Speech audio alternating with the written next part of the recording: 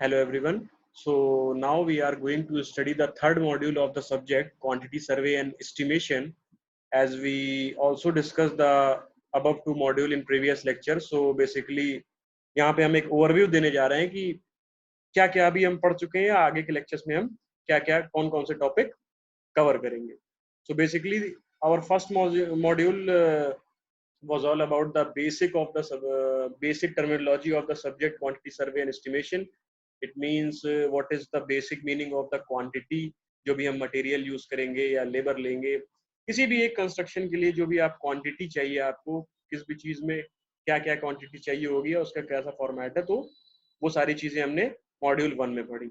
उसके बाद आते हैं कि सेकेंड मॉड्यूल में, जो कि हमारा था रेट एनालिसिस. इस रेट एनालिसिस में हमने ये सारी चीजें पढ़ी कि कोई भी एक आपका मान लीजिए कंस्ट्रक्शन आपको छोटा बड़ा कैसा भी कराना है, उसके लिए बेसिक जो आप क्वांटिटी यूज कर रहे हैं उसका एस्टिमेशन आप कैसे करेंगे, और उस एस्टिमेशन का बेसिक आप कॉस्ट कैसे निकालोगे कि हाँ यहाँ पे ये इसका कॉस्टिंग हम इस तरीके से करेंगे और उसका रेट इस तरीके से हम कैलकुलेट करेंगे ओवरऑल.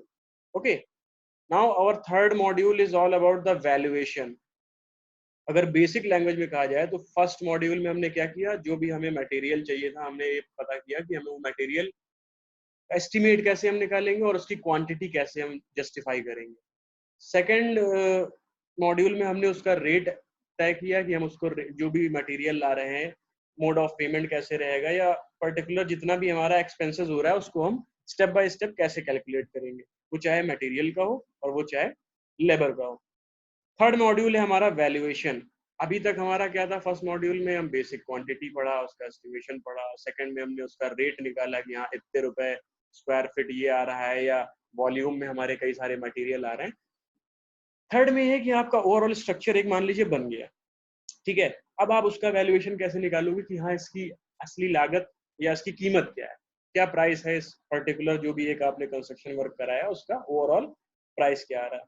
उसके लिए हम वैल्यूएशन टॉपिक को यहाँ जस्ट डिटेल में पढ़ेंगे. तो first one is fundamental of valuation, जिसमें टॉपिक्स कवर होंगे. प्रिंसिपल ऑफ वैल्यूएशन, बेसिक जो प्रिंसिपल होता है किसी भी एक एसेट का वैल्यूएशन का, वो हम पढ़ेंगे. Definition of value, price and cost. Value, price और कॉस्ट काफी देखा जाए तो एक दूसरे के सिनोनिम ही लग रहे हैं, but when we are talking about the subject और the quantity survey and estimation, तो these things are have different meaning. So इसको भी हम डिटेल में पढ़ेंगे. Attributes of value and different type of values like book value, salvage value, scrap value, replacement value, reproduction value, earning value, market value, potential value, distress value, speculation value and sentimental value. ये different type की हमारी value होंगी, जो कि उसको ये भी कह सकते हैं कि डिफरेंट टाइप के पैरामीटर्स हैं जो कि हमें वैल्यूएशन में काम आएंगे. सेकेंड पोर्शन जो है आपका इसी मॉड्यूल का, वो ये दिखा रहा है accommodation value, essential characteristics of market value. Then the important topic is coming out, that is valuer and his duties. कोई भी एक वैल्यूअर है जो कि वैल्यूएशन करता है, तो वो किस बेसिस पे करता है, उसके कुछ नॉर्म्स होते हैं गवर्नमेंट के, या उस हिसाब से उसको हम डिटेल में इसमें कवर करेंगे. Purpose of valuation and its function, कि अगर हम वैल्यूएशन किसी चीज का कर रहे हैं तो उसका बेसिक पर्पस क्या है, हम क्यों कर रहे हैं उसे, ठीक है. Factors affecting the valuation of properties, tangible and intangible properties. अब जो प्रॉपर्टी या एसेट है आपका, उस पर कौन कौन से फैक्टर उसकी वैल्यू को इफेक्ट करते हैं. टेंजिबल या इनटेंजिबल प्रॉपर्टी होती है तो वो कौन सी होती है.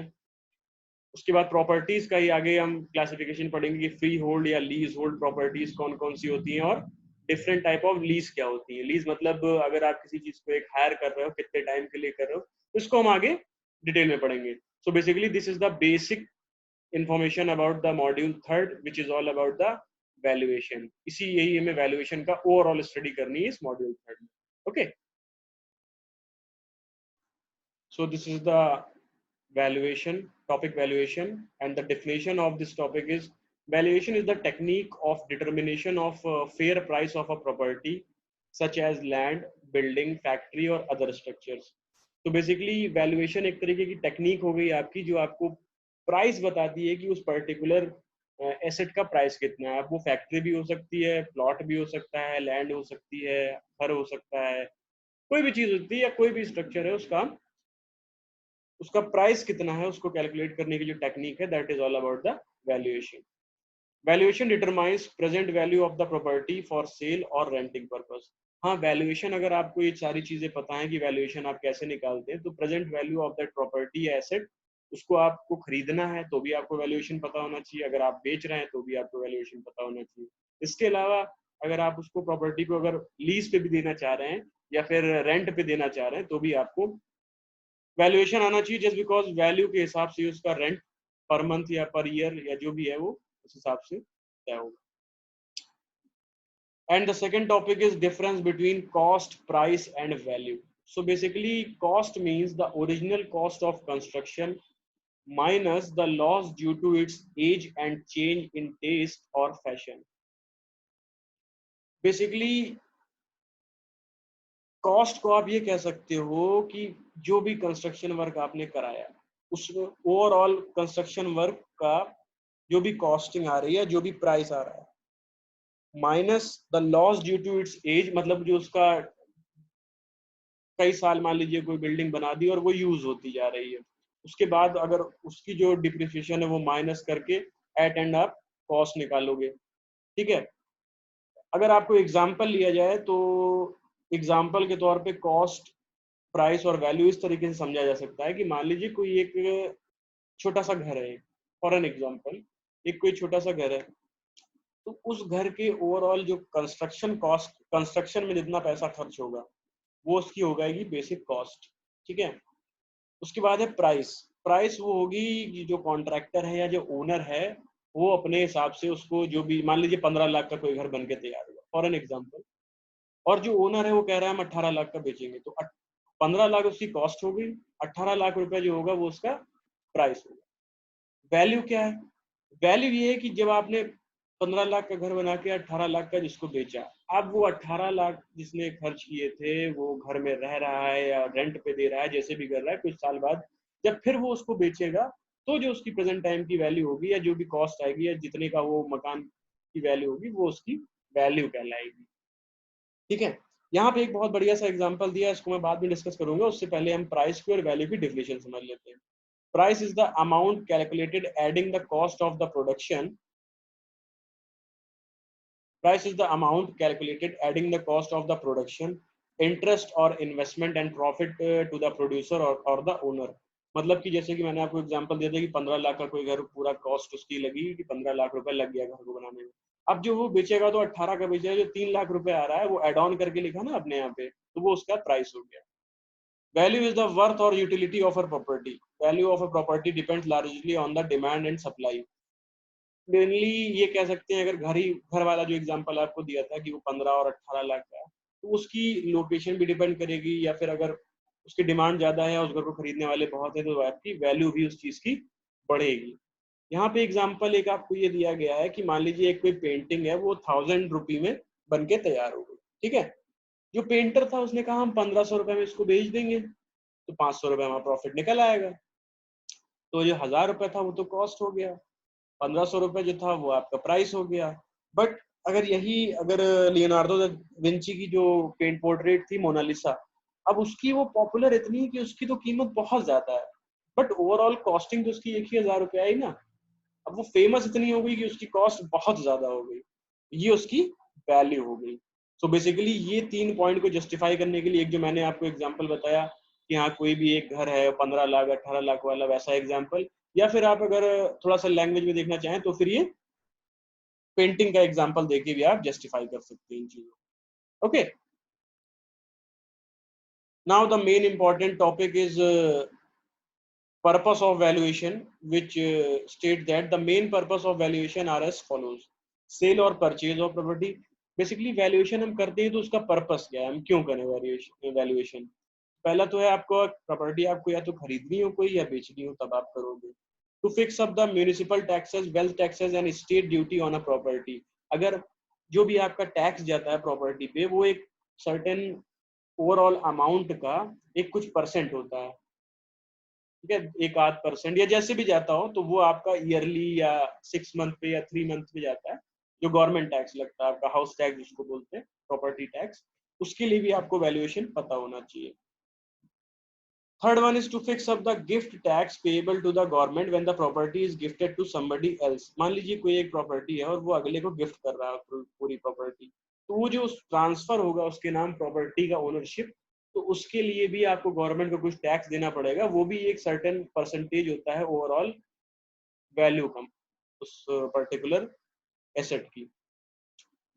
Next point is to prove before a court that the written paper purporting to be the will of a person who has died is indeed his lawful act. That official copy is to be presented along with court stamp fee. The stamp fees depends on the value of a property, and for this valuation is necessary. It means कि जो मान लीजिए आपका जो पुश्तैनी मान लीजिए या फिर जो जनरेशन वाइज प्रॉपर्टी ट्रांसफर होता है, मान लीजिए आपका ग्रैंड फादर के नाम प्रॉपर्टी थी और वो ग्रैंडसन के नाम आ गई है, तो उसके लिए भी जो भी आप उस पर जब ट्रांसफर होंगे पेपर, तो उसके भी गवर्नमेंट को आपको कुछ परसेंटेज जो वैल्यूएशन होगी उस ओवरऑल एसेट की, उसका भी स्टैंप लगता है, स्टैंप ड्यूटी लगती है, इसलिए भी आपको वैल्यूएशन करना पड़ता है. To divide the property among the shareholders in case of partition. मान लीजिए पार्टीशन हो रहा है, तो पार्टीशन के केस में भी आपको वैल्यूएशन होना चाहिए कि ओवरऑल प्रॉपर्टी मान लीजिए 10,000 स्क्वायर फीट की थी, अब उसमें 6 हिस्सेदार हैं, तो सबको कौन कौन सा हिस्सा मिलेगा, कौन सा पोर्शन ऐसा आ रहा है जिसके दोनों तरफ रोड है, कोई पोर्शन ऐसा आ रहा होगा जो बीच में है, तो इस हिसाब से भी उसका थोड़ा सा प्रॉपर्टी का जो ओवरऑल कॉस्ट होगी या प्रॉपर्टी की जो वैल्यू होगी वो भी डिफर करेगी, इसलिए भी आपको वैल्यूएशन ओवरऑल आना चाहिए. असेसमेंट ऑफ इनकम और स्टैम्प ड्यूटी. ये भी है कि मान लीजिए स्टैम्प ड्यूटी तब लगेगी जब आप मान लीजिए ट्रांसफर कर रहे हैं, प्रॉपर्टी खरीद रहे हैं, बेच रहे हैं, तो उसके लिए भी ओवरऑल जितनी भी वैल्यूएशन आती है आपके एसेट की, उसका कुछ परसेंट का स्टैम्प लगता है, इसलिए भी आपको वैल्यूएशन पता होना चाहिए. Okay. And the next point states that to pay the capital gains taxes when a capital asset is disposed and the proceeds exceed the cost incurred in acquiring the asset. It means कि मान लीजिए कोई घर है और वो या property है तो वो डिमोलिश हो रहा है या फिर टूट रहा है, तो उसके हिसाब से उसकी जो भी नई प्रॉपर्टी बनेगी वहां पे उसका क्या आ रहा है इस हिसाब से. Next point is rent fixation. Rent भी आप उसी बेसिस पे फिक्स करोगे जिस हिसाब से आपकी प्रॉपर्टी की वैल्यूएशन होगी. इट मीन्स कि मान लीजिए एक प्रॉपर्टी है वो बहुत ही पॉश इलाके में और एरिया छोटा है, फिर भी उसका रेंट जो होगा वो काफी हाई होगा. बेसिकली कमर्शियल प्लेस के लिए ज्यादा ये यूज होता है. Next point is to work out the insurance value of the property. As simple कि अगर आपको इंश्योर कराना है, अपनी प्रॉपर्टी का इंश्योरेंस कराना है, तो उसके लिए भी आपकी ओवरऑल एसेट की वैल्यूएशन पता होनी चाहिए कि इसकी वैल्यू कितनी है, उसी बेसिस पे उसका इंश्योरेंस होगा. Next point is to determine the quantum of loan that can be sanctioned against a property as a mortgage or security. मतलब कि आपके पास मान लीजिए कोई एक प्रॉपर्टी है, उसके अगेंस्ट में आप या उसको मॉर्गेज करके आप लोन लेना चाह रहे हैं, तो उसके लिए भी अब लोन ऐसा तो है नहीं कि आपको मैक्सिमम लोन लेना है तो आप 5 लाख की प्रॉपर्टी को दिखा के 10 लाख लोन ले सकते हैं. जाहिर सी बात है पहले वैल्यूएशन होगा, जितनी भी वैल्यूएशन होगी तो उसका maximum to maximum 80 to 85% bank loan कर देता है, जो कि प्रेजेंट सिनेरियो है यहाँ का. For compulsory acquisition of property by government for public purpose. ये कहा जा सकता है कि गवर्नमेंट मान लीजिए कोई एक बड़ी सी आपकी कोई ऐसा कम्युनिटी हॉल है, तो इस तरीके की चीजें जो आएंगी वो गवर्नमेंट एक्वायर कर लेती है, उसके बाद उसकी जो वैल्यूएशन के बेस पे उसको एक्वायर कर लेती है. Next one is to determine the speculative value of a property. For example, the purchase of a property with intention to sell at a later date and to make some profit. ये कहा जा सकता है कि मान लीजिए आपने कोई एक एसेट लिया है ऐसी जगह पे जो कि अभी पूरी तरीके से वहां पे अर्बन एरिया रूरल एरिया में ले लिया है, आपको पता है कि आने वाले 10 साल बाद ये एरिया अर्बनाइजेशन हो जाएगा इसका और ये शहर में आ जाएगा, तो जाहिर सी बात है जो सर्कल रेट होगा उस पर्टिकुलर एरिया का वो बढ़ेगा, तो आपकी धीरे धीरे प्रॉपर्टी की वैल्यू भी बढ़ेगी. इसी बेसिस पे ये कहा जा सकता है कि ये प्रॉफिट के बेसिस पे भी ये पता होना चाहिए आपको कि आज जो आप प्रॉपर्टी खरीद रहे हो वो 10 साल बाद उसकी वैल्यूएशन क्या होगी, वो तभी पता कर पाएंगे अगर आप उसकी प्रेजेंट वैल्यूएशन निकाल लेते हैं. Next one is to fix up the betterment charges, construction of new road, providing market complex, community hall, etc., so that the value of the property will increase.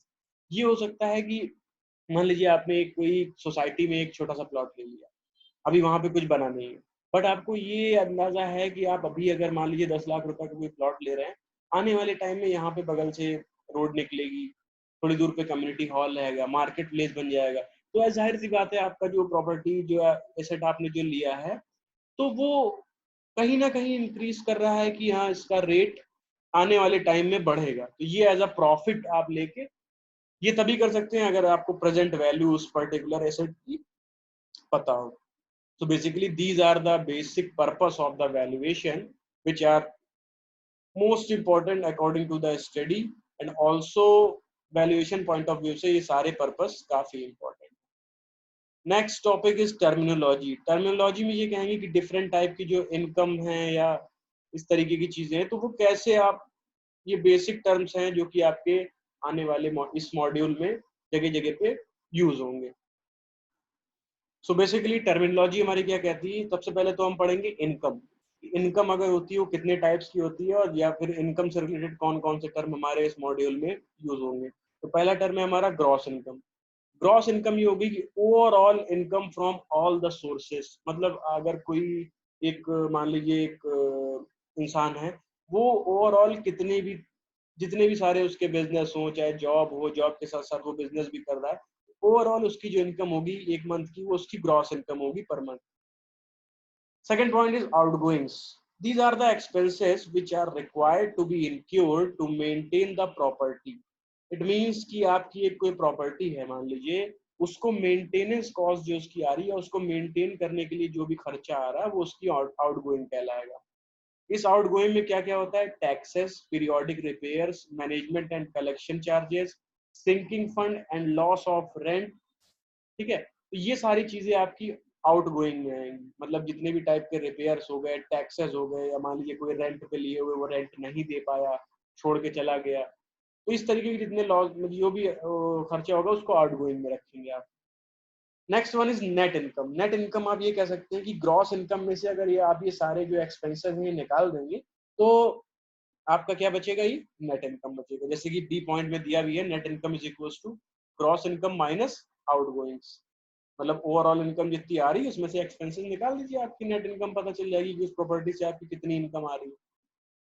Next topic is perpetual income. This is the income receivable from identified period of time. Okay, मान लीजिए आपने किसी को lease पे एक चीज दी कि हाँ 11 महीने की लीज है, इसका इतना रेंट हुआ मेरा, वो तो आ गया टाइम पे, तो वो तो परपेचुअल हो गया कि 11 महीने का रेंट आपको एक साथ मिल गया एडवांस में। डिफर्ड इनकम ये होगी कि it is the income receivable after a lapse of certain period. मान लीजिए मंथली बेसिस पे आपने किसी को कोई चीज रेंट पे दी, 2 महीने तक उसने रेंट बढ़िया से दिया, उसके बाद तीसरे चौथे महीने वो रुक गया, ब्रेक कर दिया, तो वो जो ब्रेक हो गया तो उससे आपकी शेड्यूलिंग में थोड़ा सा इफेक्ट आएगा। So this is the deferred income which is all about the lapse of a certain period of time. इसके बाद हमारा बहुत ही इंपॉर्टेंट टॉपिक आता है which is scrap value. Scrap value ये हो गई कि बेसिकली ये कह सकते हैं आप, if a building is to be dismantled after the period of its utility is over, some amount can be fetched from the sale of old material. The amount is known as the scrap value of building. Scrap value varies from 7% to 10% of the cost of construction according to the availability of material. So basically scrap value वो होगी कि मान लीजिए एक कोई building है, वो उसका यूटिलिटी पीरियड पूरा हो गया है, मान लीजिए 100 साल तक होता है, वो पूरा हो गया, उसके बाद वो बिल्डिंग टूटेगी, जब डिमोलिश होगी, उससे जो मटेरियल निकल के आएगा वही उसकी स्क्रैप वैल्यू होगी। वो जो कबाड़ बच रहा है या उसमें जो भी मटेरियल बच रहा है, तो वो कितने पैसे का जाएगा हमारा, वही उसका ओल्ड मटेरियल का जो कॉस्ट होगी वही आपकी स्क्रैप वैल्यू होगी। ठीक है, the amount is known as the scrap value of the building, and the scrap value varies from 7% to 10% of the cost of construction according to the availability of the material। 7 से 10% very करता है overall construction cost का। Scrap value जो होता है वो 7 to 10% very करता है overall construction cost. So basically scrap value हमने यहाँ तक इसको डिटेल में जान लिया, और जितना भी हमारा बेसिक टर्मिनोलॉजी थी इस इनकम की वो भी हमने पढ़ लिया। इसके अलावा purpose of the valuation, which is most important topic according to this study, Okay, now we are moving forward our next topic, which is salvage value. So basically salvage value क्या होता है? It is a property, if a property after being discarded at the end of the utility period is sold without being into pieces, the amount thus realized by the sale is known as salvage value. मतलब अगर आप structure को या फिर कोई एक asset है उसको डिमोलिश करके अगर आप उसका मटेरियल की जो वैल्यू निकाल लें तो वो तो उसकी स्क्रैप वैल्यू होगी, लेकिन अगर उसके यूटिलिटी पीरियड के बाद एज इट इज पूरे इस बिल्डिंग को सेल करते हैं तो वो उसकी साल्वेज वैल्यू होगी। ठीक है, अब यहाँ पे एक बहुत ही इंपॉर्टेंट टॉपिक आता है, next one is scrap value and salvage value. इन दोनों में डिफरेंस क्या है? So as I discussed, scrap value is basically ये हो गया आपका जो आपका डिमोलिश के बाद डिमोलिश स्ट्रक्चर है उसका मटेरियल की जो कॉस्ट आएगी वो तो स्क्रैप वैल्यू होगी। साल्वेज वैल्यू क्या है कि जो डिसमेंटल करने से पहले ऐसे ही ओवरऑल वैल्यू जो उसकी आ रही है वो उसकी साल्वेज वैल्यू होगी।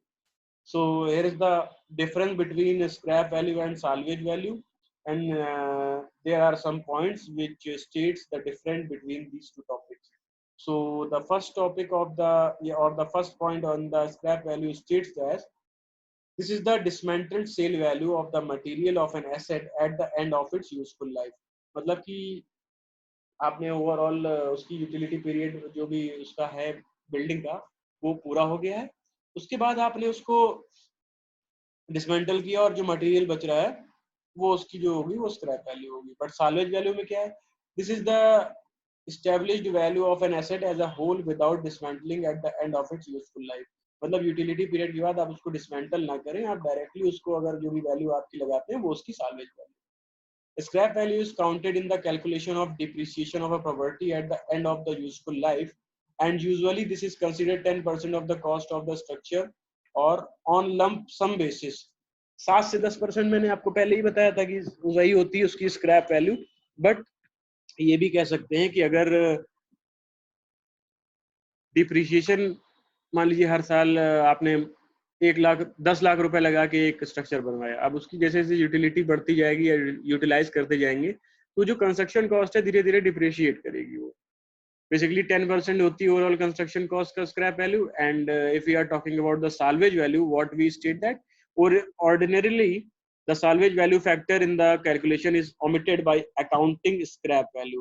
स्क्रैप वैल्यू से ही आप स्क्रैप वैल्यू का अंदाजा एक लगा के ही आप साल्वेज वैल्यू निकाल सकते हैं। Okay, so these are the 2 points which state the difference between these two topics or these two values like scrap values and salvage value। And the third point of the scrap value states that scrap value of an asset is merely sale of scrap and has a limitation। मतलब scrap value जो होगी वो कहीं ना कहीं limitation रखती है कि 10% है तो उससे ज्यादा नहीं होगी, कम ही रहेगी उससे अंदर। ठीक है, salvage value deposition may take the form of a sale of the asset to a purchaser who will continue to use it for the function for which it was originally designed। In this case salvage value dominates scrap value in the calculation of depreciation। अच्छा, मान लीजिए कोई एक ऐसी building है जो कि utility period उसका पूरा हो गया, डिमोलिश अगर आप कर दोगे तो वो स्क्रैप में चला जाएगा जो कि लिमिटेशन है इसकी। बट अगर साल्वेज वैल्यू अगर आप बात की जाएगी, मान लीजिए एक बिल्डिंग है उसकी यूटिलिटी पीरियड पूरा हो गया बट फिर भी आप उसको डिमोलिश किए बिना ही उसको कुछ एज अ गोडाउन यूज कर लीजिए या अपनी जरूरत के रिगार्डिंग आप फिर भी उसको फर्दर आगे यूज कर रहे हैं, तो यहाँ पे आपका जो साल्वेज वैल्यू होगी वो स्क्रैप वैल्यू से ज्यादा हो जाएगी। Okay, scrap value is not counted as a minus quantity. Okay, scrap value जो होगी आपकी वो कभी भी माइनस में नहीं जाएगी, बट साल्वेज वैल्यू जो है वो आपकी माइनस में जा सकती है, या फिर ऐसे कह सकते हैं कि इसमें से कुछ आप लेस नहीं कर सकते, बट साल्वेज वैल्यू में आप चीजें लेस कर सकते हैं। Okay, so basically this is the difference between scrap value and salvage value. Study point of view से काफी इंपॉर्टेंट डिफरेंस है ये। So for this lecture that's enough. And यहाँ पे मैं ओवरव्यू दे देता हूँ कि इस लेक्चर में क्या कौन कौन से टॉपिक कवर हुए हैं। सो बेसिकली हमने फर्स्ट ऑफ ऑल मॉड्यूल 1-3 का इंट्रोडक्शन पढ़ा, उसके बाद हमने ये जाना कि वैल्यूएशन की बेसिक डेफिनेशन क्या है, the basic difference between cost price and value ये भी हमने जाना। इसके अलावा पर्पस ऑफ द वैल्यूएशन, इसमें हमने कुछ पॉइंट्स स्टडी किए थे कि हाँ ये पॉइंट्स अगर होते हैं तो वैल्यूएशन के जो पर्पस को जस्टिफाई करते हैं वो पॉइंट्स। इसके बाद हमने स्क्रैप वैल्यू पढ़ा कि स्क्रैप वैल्यू है तो वो किस तरीके से आपकी स्ट्रक्चर की होती है, उसका परसेंटेज क्या होता है ओवरऑल कंस्ट्रक्शन का, 7 से 10% होता है। Then we were talking about the salvage value and also the difference between the scrap value and the salvage value. इसके अलावा हमने ये भी चीज इसमें देखी कि डिफरेंट टाइप की जो इनकम होती है किसी एक पर्टिकुलर स्ट्रक्चर की, तो वो किस तरीके से जस्टिफाई करती है डिफरेंट टाइप्स ऑफ कॉस्ट को। नेट इनकम हो गई, ग्रॉस इनकम हो गई, आउटगोइंग्स हो गई, ठीक है। तो ये सारी चीजें हमारी इस सारे लेक्चर में कवर हुई है। इसके बाद हम पढ़ेंगे ईयर्स परचेज, ठीक है। ईयर्स परचेज क्या होता है? It may be as the figure which when multiplied by the net income from the property gives capitalized value of the property.